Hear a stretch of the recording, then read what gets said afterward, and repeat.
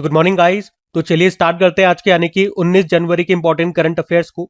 तो इस प्रश्न में पूछ रहे हैं, अभी जनवरी 2026 में ही भारत ने ईरान से अपने नागरिकों को निकालने के लिए अभी कौन सा ऑपरेशन चलाया? तो सही उत्तर होगा ऑपरेशन स्वदेश।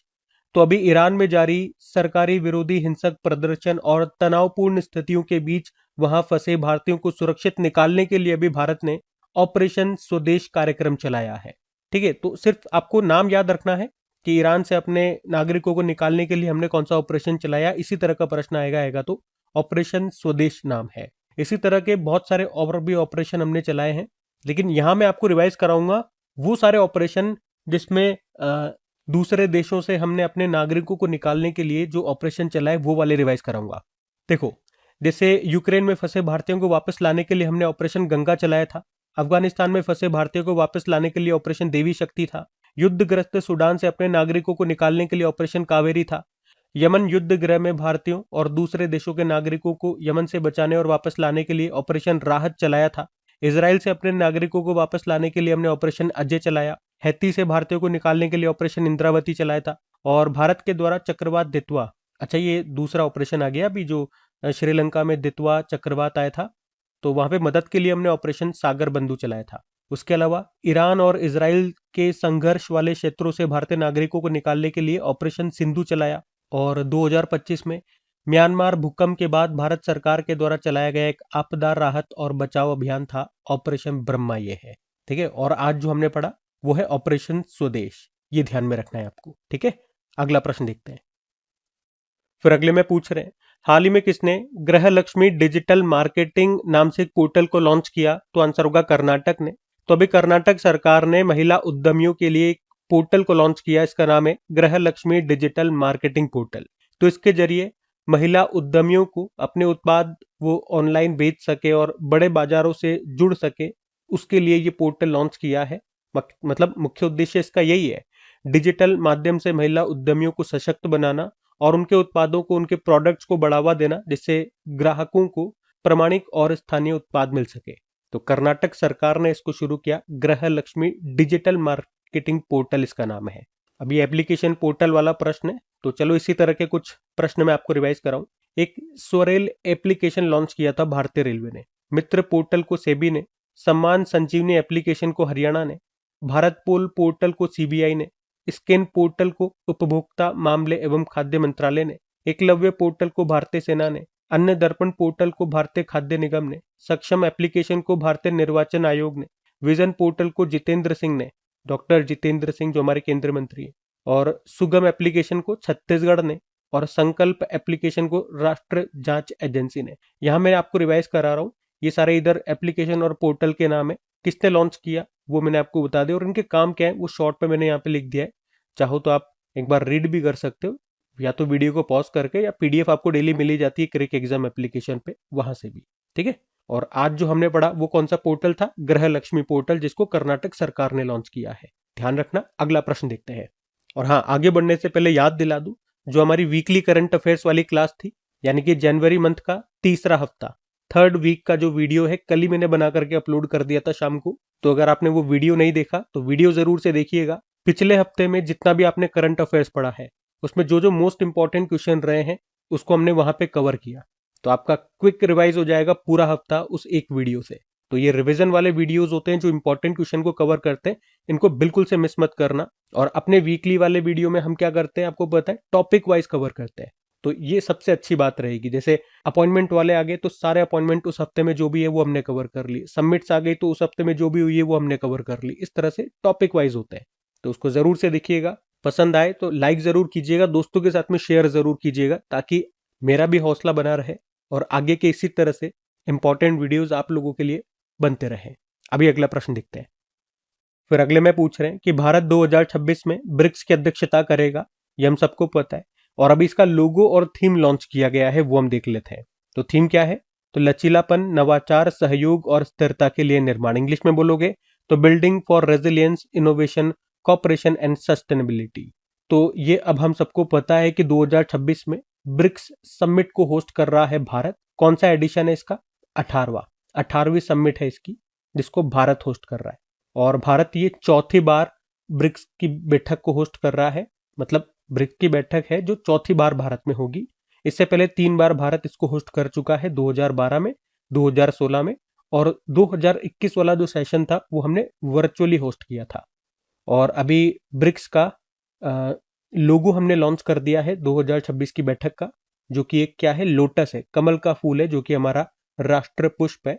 और ये जो नया लोगो है ये लोटस की तरह है, आप देख सकते हो इमेज में, और बीच वाला जो सेंटर वाली जो पत्ती है वो इस तरह से शेप दिया हुआ है कि वो नमस्ते कर रहा है, नमस्ते वाला शेप आ रहा है। और ये जो नया लोगो है ये यूनिटी इन डाइवर्सिटी यानी कि विविधता में एकता को प्रदर्शित करता है, जिसमें सभी ब्रिक्स सदस्य देशों के झंडों के रंग इसमें शामिल है। और थीम मैंने आपको बता दी है, building for resilience, innovation, cooperation and sustainability, लचीलापन, नवाचार, सहयोग और स्थिरता के लिए निर्माण। आपको बताया लास्ट ईयर जो इसकी बैठक हुई थी, 17वीं नंबर की बैठक हुई थी, 17 नंबर का ब्रिक्स समिट, वो कहाँ पे हुआ था, रियो डी जेनेरियो ब्राजील में। बाकी ब्रिक्स की बात करें, देखो ये शुरुआत में 2001 में इसमें 4 देश शामिल थे, ब्राजील, रशिया, इंडिया और चाइना। फिर 2010 में साउथ अफ्रीका इसमें शामिल होता है और ये बन जाता है ब्रिक्स। इसकी जो पहली समिट है वो 2009 में हुई थी यकिंतबर्ग रशिया में। और 2024 में जो 16वीं बैठक हुई थी वो रशिया में हुई, और 2025 वाली हुई थी ब्राजील में। अब 2026 वाली 18वीं बैठक होगी इसकी भारत में। और 2024 में इसमें 5 सदस्य देश शामिल हुए थे, यूएई, ईरान, इजिप्ट, इथोपिया, एक सऊदी अरब भी था, और वैसे तो एक अर्जेंटीना भी था, लेकिन अर्जेंटीना ने स्टार्टिंग में मना कर दिया था, यहाँ पे सरकार चेंज हुई थी और मना कर दिया था कि हम शामिल नहीं होंगे। लेकिन सऊदी अरब को ये पता नहीं था कि मेरे को शामिल होना है नहीं होना है, ना तो हाँ बोल रहा है ना बोल रहा था। फिर पूरा साल भर खत्म होने में आया तब जाकर के उसने मना कर दिया था। तो ये बड़ा कंफ्यूजन रहता है बच्चों को, स्टूडेंट्स को, क्योंकि कई कई जगह हो सकता है पढ़ा दिया जाता है कि सऊदी अरब भी इसका मेंबर है, क्योंकि मेरे को कमेंट आते रहते हैं स्टूडेंट्स के कि हमने वहाँ पढ़ा है वहाँ पढ़ा है। तो भाई सऊदी अरब मेंबर नहीं है ना, जहाँ पर भी पढ़ा है तो थोड़ा सा सही से पढ़ो। इतना टाइम हो गया इस बात को, अभी भी अगर वो ये पढ़ा रहे हैं कि सऊदी अरब इसका मेंबर है तो फिर क्या ही मतलब है। तो सऊदी अरब मेंबर नहीं है, यूएई, ईरान, इजिप्ट और इथोपिया है। और उसके बाद फिर लेटेस्ट जो मेंबर बना था 2025 में वो इंडोनेशिया था, 10वां मेंबर। और ब्रिक्स समूह का 10वां नया पार्टनर स्टेट कौन सा बना है, ये सारे ऊपर वाले फुल मेंबर कंट्री है, और पार्टनर स्टेट जो बना था वो वियतनाम बना था। उसके अलावा ब्रिक्स युवा उद्यमिता सम्मेलन जो 2025 में हुआ था, भारत में हुआ था। उसके अलावा BRICS bank of commerce and industry के अध्यक्ष बने थे हरवंश चावला, ये पिछले साल के ही करंट अफेयर्स है। और ये तो हमने देख ही लिया कि भारत होस्ट कर रहा है इसके 18वें शिखर सम्मेलन को, ठीक है। तो ये सारे पॉइंट्स ध्यान में रखना। अगला प्रश्न हम देखते हैं। फिर अगले में पूछ रहे कि भारत में दुनिया का सबसे बड़ा ग्रीन अमोनिया प्लांट ये कहां पर बनाया जा रहा है, तो आंसर होगा आंध्र प्रदेश में। तो आंध्र प्रदेश के काकीनाडा में ये भारत का पहला और दुनिया का सबसे बड़ा ग्रीन अमोनिया प्लांट बनाया जा रहा है। अच्छा, कौन बना रहा है इसको, AM ग्रीन कंपनी है, ग्रीन को ग्रुप की ही ये कंपनी है, वो इसको बना रही है। और इस प्लांट में रिन्यूएबल एनर्जी से ग्रीन अमोनिया और हाइड्रोजन का उत्पादन होगा, ताकि उद्योगों और शिपिंग के लिए कार्बन न्यूट्रल फ्यूल दिया जा सके, दूसरे देशों को हम एक्सपोर्ट कर पाए। इस प्लांट की क्षमता होने वाली capacity 1.5 million ton per year इसमें ग्रीन अमोनिया का प्रोडक्शन होगा, और लागत आने वाली है इसको बनाने में $10 बिलियन, लगभग 83,000 करोड़ रुपीस। कहां पर बनेगा, याद रखना, आंध्र प्रदेश के काकीनाडा में। अच्छा, ऐसे ही मैं आपको याद दिला दूं, भारत का जो नेशनल ग्रीन हाइड्रोजन मिशन का जो लक्ष्य है, चलो पहले आप मुझे ये बताओ, नेशनल ग्रीन हाइड्रोजन मिशन ये शुरू कब हुआ था, और इसका लक्ष्य है 2030 तक 50 लाख टन ग्रीन हाइड्रोजन का उत्पादन करना। और आपको याद होगा देश के पहले ग्रीन हाइड्रोजन हब की आधारशिला रखी थी आंध्र प्रदेश के विशाखापत्तनम में। और ये पॉइंट भी ध्यान रखना, अभी दिसंबर 2025 में ही मोदी जी ने असम के डिब्रूगढ़ जिले के नामरूप में 10,601 करोड़ रुपए के अमोनिया यूरिया उर्वरक संयंत्र की आधारशिला भी रखी थी। और अब जो हम प्रश्न में पढ़ रहे हैं वो है दुनिया का सबसे बड़ा ग्रीन अमोनिया प्लांट जो बनाया जा रहा है भारत में भी कहा, आंध्र प्रदेश के काकीनाडा में। इसी तरह के कुछ और इंपॉर्टेंट प्लांट वगैरह संयंत्र हैं, वो न्यूज में थे, वो मैं आपको रिवाइज कराता हूं। देखो, अगर पूछते हैं कि भारत के पहले सुपर कैपेसिटर प्लांट का अनावरण कहां पर किया गया था, तो आंसर होगा केरल के कन्नूर में। भारत का पहला ऑयल पाम प्रोसेसिंग प्लांट कहां पर खुला, अरुणाचल प्रदेश में। उत्तर भारत का पहला परमाणु संयंत्र ये खुला गया हरियाणा में। और बायो CNG प्लांट वाली भारत की पहली आधुनिक गौशाला लाल टिपर्रा गौशाला का उद्घाटन कहां पर किया गया, ग्वालियर में। अपना अंतिम कोयला बिजली संयंत्र यानी कि प्लांट बंद करने वाला G7 कंट्री था इंग्लैंड। और भारत का पहला CO2 से मिथेनॉल पायलट प्लांट कहाँ पर बनेगा? पुणे में। उत्तर भारत का पहला ग्रीन हाइड्रोजन प्लांट ये बनेगा हिमाचल के दबोटा में। देश का पहला स्वचालित जैव चिकित्सा अपशिष्ट उपचार संयंत्र सृजनम इसका नाम है, ये कहाँ पर शुरू हुआ? एम्स दिल्ली। भारत का पहला PPP green waste processing plant बनेगा इंदौर में। भारत का पहला गैलियम नाइट्राइड आधारित सेमीकंडक्टर प्लांट किस राज्य में बनेगा? छत्तीसगढ़ में। टाटा कंपनी और एयरबस जो फ्रांस की कंपनी है वो कर्नाटक के कोलार जिले में भारत का पहला made in India H125 helicopter assembly plant स्थापित करेगी। देश का पहला पूर्णतः स्वदेशी रूप से विकसित 50 किलोवाट भूतापीय संयंत्र कहाँ पर स्थापित होगा? अरुणाचल प्रदेश के तवांग जिले में। और उत्तर प्रदेश का पहला ग्रीन हाइड्रोजन प्लांट कहाँ पर स्थापित किया गया? गोरखपुर में। भारत ने नोएडा में अपनी पहली मोबाइल टेम्पर्ड ग्लास फैक्ट्री का उद्घाटन किया। उसके अलावा जापानी कंपनी है TDK कॉरपोरेशन, इसने लिथियम आयन बैटरी प्लांट का उद्घाटन किया था हरियाणा के सोहना में।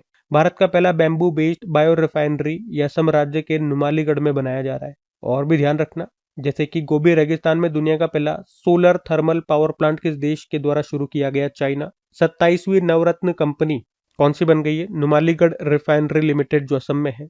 और भारत का पहला हाइड्रोकाइनेटिक पावर प्लांट ये पंजाब के नांगल नहर में शुरू किया गया था। ठीक है, तो ये सारे प्लांट्स न्यूज में थे, ध्यान में रखें आप। अगला प्रश्न देखते हैं। फिर अगले में पूछ रहे हैं, हाल ही में भारत को पैक्स सिलिका में शामिल करने की घोषणा किसने की है? तो आंसर होगा अमेरिका। पैक्स सिलिका क्या है? पहले तो इसकी बात करें तो आप कह सकते हो अमेरिका के नेतृत्व में ये एक अंतरराष्ट्रीय गठबंधन है, अलायंस है, जिसका उद्देश्य क्या है? इसका उद्देश्य है महत्वपूर्ण खनिजों की आपूर्ति श्रृंखला सप्लाई चेन को सुरक्षित करना। और इसे बनाने का उद्देश्य क्या है? क्योंकि ज्यादातर जो रेयर अर्थ मेटल है वो चाइना के पास है, तो चीन पर निर्भरता कम हो सके, इसीलिए इस गठबंधन का निर्माण किया गया। और अभी भारत में जो अमेरिकी राजदूत एम्बेसडर है सर्जियो गौर, अभी उन्होंने कहा कि भारत को भी हम इसमें शामिल करने जा रहे हैं।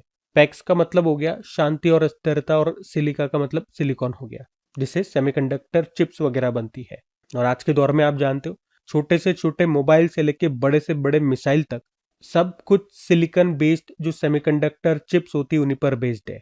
तो ये अलायंस, ये गठबंधन का मुख्य उद्देश्य एक ऐसी सप्लाई चेन बनाना है जिस पर दुनिया भरोसा कर सके, जो किसी एक देश की मर्जी पर निर्भर न हो। मतलब अल्टीमेटली चाइना के ऊपर पॉइंट करके कहा गया है।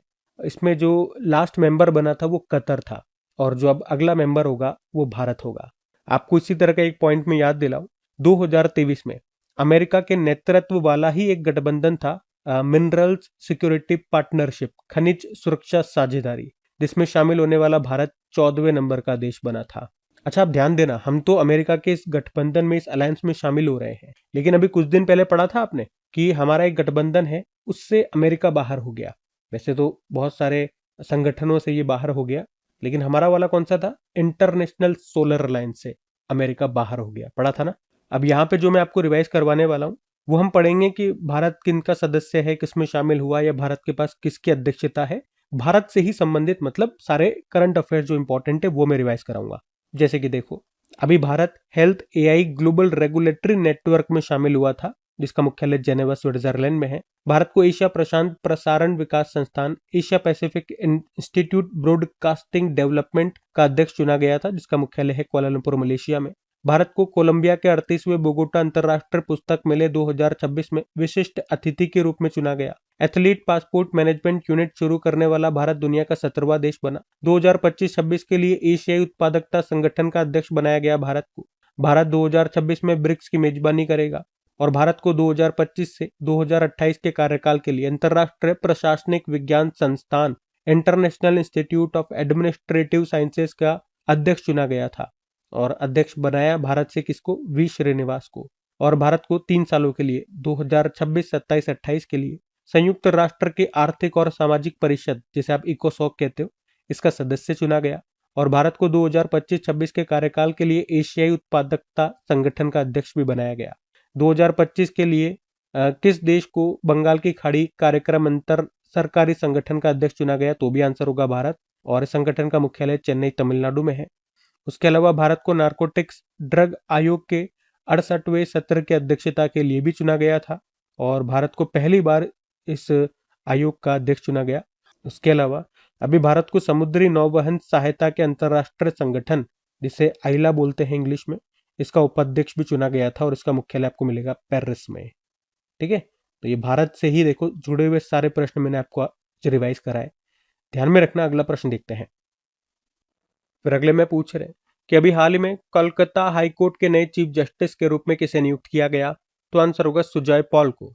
तो अभी कोलकाता हाईकोर्ट में नए चीफ जस्टिस बन गए हैं सुजॉय पॉल। उन्होंने टीएस शिव ज्ञानम का स्थान लिया, जो कि अभी रिटायर्ड हो गए। और आपको पता है हाईकोर्ट के चीफ जस्टिस को जो अपॉइंट है, जो नियुक्त है, वो कौन करते हैं? भारत के राष्ट्रपति।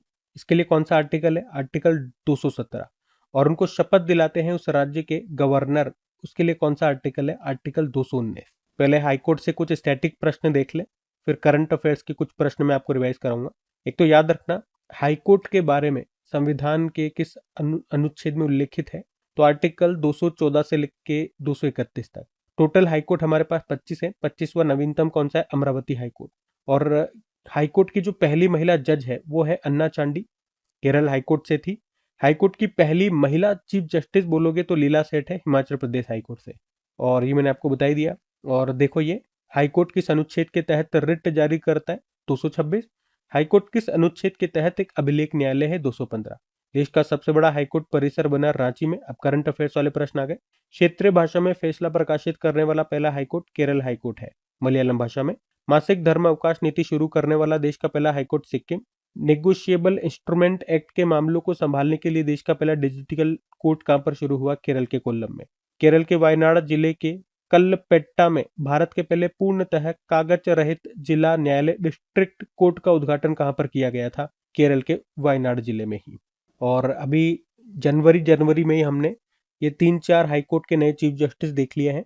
जैसे पटना हाईकोर्ट में नए चीफ जस्टिस संगम कुमार साहू, केरल हाईकोर्ट के नए chief justice Somen Sen, Meghalaya high court की चीफ जस्टिस रेवती प्रशांत मोहिते डेरे, झारखंड हाईकोर्ट के चीफ जस्टिस महेश शरद चंद सोनाक, और अभी सिक्किम हाईकोर्ट के नए चीफ जस्टिस भी देखे थे मोहम्मद मुश्ताक। ठीक है, तो ये ध्यान में रखना। जब अगला प्रश्न देखते हैं। फिर अगले में पूछ रहे हैं, हाल ही में केंद्र सरकार के द्वारा पंजीकृत करण फ्राइज और वृंदावनी नस्लों का संबंध किससे है? तो आंसर होगा गाय की ही ये नस्लें हैं। तो अभी करण फ्राइज और वृंदावनी, ये भारत की 2 नई उच्च दूध देने वाली सिंथेटिक गायों की नस्लें हैं। और अभी ये न्यूज में क्यों है? क्योंकि इन्हें हाल ही में पंजीकृत, रजिस्टर्ड किया गया है। और ये जो गाय की नस्लें हैं, जो देशी गायें होती हैं, उनकी तुलना में डबल दूध देती है। ये जो करण फ्राइज है, इसे नेशनल डेयरी रिसर्च इंस्टीट्यूट जो करनाल हरियाणा में है, उसने तैयार किया है। इसे थारपारकर गाय और हॉलिस्टीन बेल के क्रॉस से तैयार किया गया है। जबकि वृंदावनी, इसे इंडियन वेटरनरी रिसर्च इंस्टीट्यूट जो बरेली में है, उसने तैयार किया। और ये जर्सी, हॉलिस्टीन और स्वदेशी हरियाणवी नस्लों का मिश्रण है। अच्छा, इन्हें बनाने का और इन्हें पंजीकृत करने का उद्देश्य क्या है? दूध की बढ़ती मांग को पूरा करना और ग्रामीण आजीविका को सशक्त बनाना।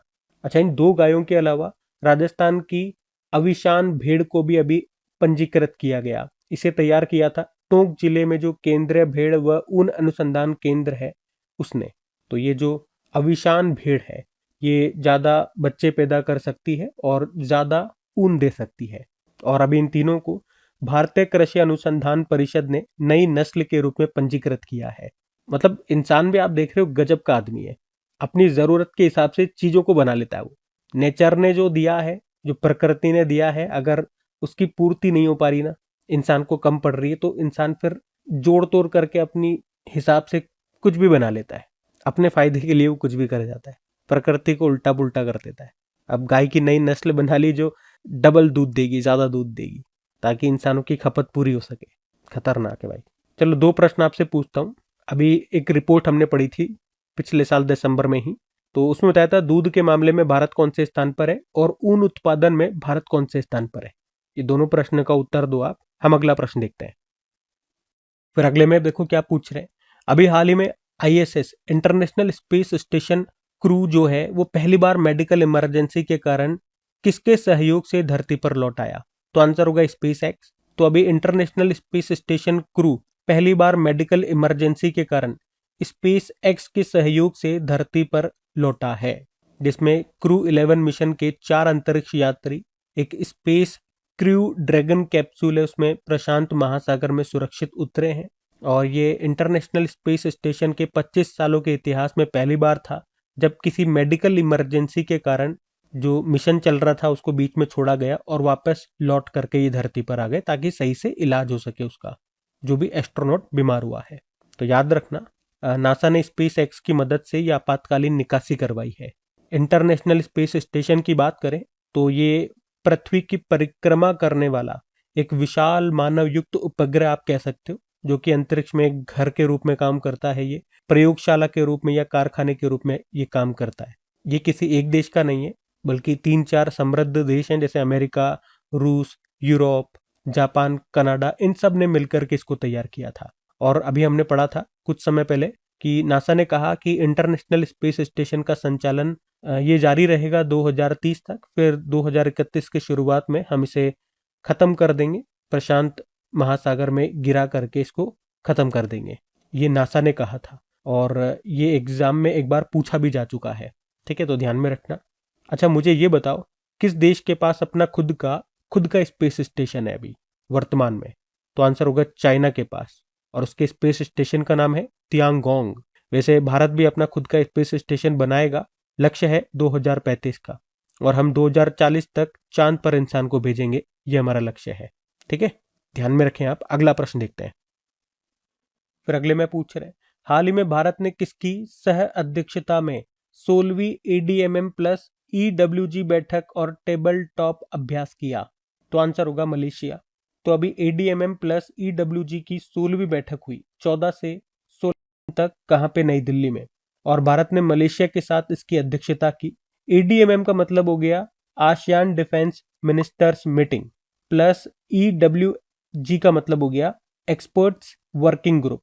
मतलब इसमें जो आसियान मेंबर्स हैं और जो डायलॉग पार्टनर्स हैं, संवाद भागीदार हैं, उनके बीच ये बैठक हुई। और इस बैठक का मुख्य उद्देश्य है आतंकवाद का विरोध करना। आपको बता दूं, इसकी जो पहली बैठक हुई थी 2010 में हुई थी हनोई, वियतनाम में। और वैसे मैं आपको बता दूं, जो भारत है ना, वो आसियान का मेंबर नहीं है, पर भारत 1992 में आसियान का संवाद भागीदार डायलॉग पार्टनर बना था। और 2024 से 2027 तक इसकी अध्यक्षता भारत और मलेशिया को ही सौंपी गई है। इसमें 2026 में तो टेबल टॉप जो एक्सरसाइज होगा वो मलेशिया में होगा, और जो फील्ड एक्सरसाइज है वो 2027 में भारत में होगा इनका। अच्छा, यहाँ पे आसियान की बात हो रही है, तो आसियान के बारे में बात करते हैं आज। आसियान मतलब association of south east Asian nation, और इसकी जो स्थापना है ये हुई थी 8 अगस्त 1967 में बैंकॉक डिक्लेरेशन से। Headquarter Jakarta, Indonesia. इसका नवीनतम जो मेंबर है वो तिमोर लेस्ते बना था 11वें नंबर का। इसकी जो 2024 में बैठक हुई थी, आसियान बैठक, वो लाओस वियंताने में हुई थी। और 2025 वाली बैठक मलेशिया में। इसका जो मोटो होता है वो होता है one vision, one identity, one community. और आसियान का उद्देश्य क्या है? दक्षिण पूर्व एशिया में शांति, स्थिरता और समृद्धि को बढ़ावा देना। अभी जो पिछले साल 5वां आसियान भारत युवा सम्मेलन है वो हुआ था गोवा में। पहली आसियान भारत क्रूज वार्ता ये चेन्नई में हुई थी। ठीक है, तो ये सब बातें ध्यान में रखना आप। अगला प्रश्न हम देखते हैं। फिर अगले में पूछ रहे हैं, हाल ही में इंटरसेक 2026 का आयोजन ये कहां पर किया गया? तो आंसर होगा दुबई में। तो सुरक्षा, बचाव और अग्नि सुरक्षा के क्षेत्र में दुनिया की ये सबसे बड़ी प्रदर्शनी है इंटरसेक 2026, जिसका आयोजन अभी 12 से 14 जनवरी 2026 तक हुआ दुबई के वर्ल्ड ट्रेड सेंटर में। और इस बार ये इस प्रदर्शनी का 27वां संस्करण था। और दुबई से ही मैं आपको याद दिला दूं, 12वां जो वर्ल्ड गवर्नमेंट समिट था ना 2025 में, हुआ था दुबई में ही। और भारत 2024 में किस शहर में FDI का, फॉरेन डायरेक्ट इन्वेस्टमेंट का सबसे बड़ा विदेशी निवेशक बना था? तो भी आंसर होगा दुबई। दुनिया की पहली 100% पेपरलेस गवर्नमेंट दुबई है। दुबई ने ही दुनिया की पहली एयर टैक्सी सेवा शुरू की। कौन सा IIT दुबई में इंटरनेशनल रिसर्च सेंटर खोलेगा? IIT Madras. One free zone passport launch किया दुबई ने। वर्ल्ड पुलिस समिट 2025 हुआ दुबई में। और किस अंतरराष्ट्रीय हवाई अड्डे ने दुनिया का पहला AI संचालित इमिग्रेशन कॉरिडोर लॉन्च किया था? तो आंसर होगा दुबई एयरपोर्ट। ठीक है, तो इन सब कारण से दुबई न्यूज में है, ध्यान में रखना। बाकी ये थी आज की हमारी करंट अफेयर्स की क्लास। कमेंट करके जरूर बताना सेशन कैसा लगा। अच्छा लगे तो अपने दोस्तों के साथ में स्टडी ग्रुप में शेयर जरूर करना। वीडियो को लाइक नहीं किया तो लाइक कर देना। और हाँ, वीकली वाला वीडियो अब जा करके आप देख सकते हैं, ताकि पूरा पिछला जो हफ्ता है हमारा क्विक हम इंपॉर्टेंट क्वेश्चन को एक बार रिवाइज कर लें। बाकी क्विज और पीडीएफ आपको मिल ही जाती है क्रिक एग्जाम एप्लीकेशन पे, जिसका लिंक डिस्क्रिप्शन बॉक्स में गिवन है। टेलीग्राम का लिंक भी डिस्क्रिप्शन में मिल जाएगा। बाकी चलो अभी कल के करंट अफेयर्स का हम क्विक रिवीजन कर लेते हैं और सेशन एंड करते हैं। तो कल पहला प्रश्न पूछा था, भारत का पहला सॉवरेन एआई पार्क कहां पर स्थापित होगा? चेन्नई। फिर पूछा, किसे नया सतर्कता आयुक्त नियुक्त किया गया? प्रवीण वशिष्ठ को। अंतर्राष्ट्रीय मसाला सम्मेलन 2026 आयोजित किया गया कोच्चि में। स्पितुक स्तर फेस्टिवल मनाया गया लद्दाख। भारत का 92वां शतरंज ग्रैंड मास्टर 92 नंबर के शतरंज ग्रैंड मास्टर बन गए आर्यन वार्ष्णे, दिल्ली से हैं। भारत का आईपीओ की संख्या के मामले में वैश्विक स्तर पर कौन सा स्थान है? पहला स्थान। यमन देश के नए प्रधानमंत्री बने शया मोहसिन जिंदानी। पुणे ग्रैंड टूर 2026 के लिए गुडविल एम्बेसडर बनाया गया एमएस धोनी को। और वेनेजुएला की विपक्षी जो नेता है मारिया कोरिना मचाडो, इन्होंने अपना नोबेल शांति पुरस्कार पदक किसके साथ साझा किया या किसे दे दिया? Donald Trump. और आखिरी प्रश्न था, भारतीय मौसम विज्ञान विभाग ने अपना अभी कौन सा स्थापना दिवस मनाया? 151वां। बाकी चलो कल का भी होमवर्क प्रश्न देखते हैं और सेशन एंड करते हैं। तो कल आपसे पूछा था आईसीसी चैंपियंस ट्रॉफी 2025 का खिताब किसने जीता? तो सही उत्तर होगा भारत। आप सभी ने प्रश्न का बिल्कुल सही उत्तर दिया। अब ये आज का आपका होमवर्क प्रश्न।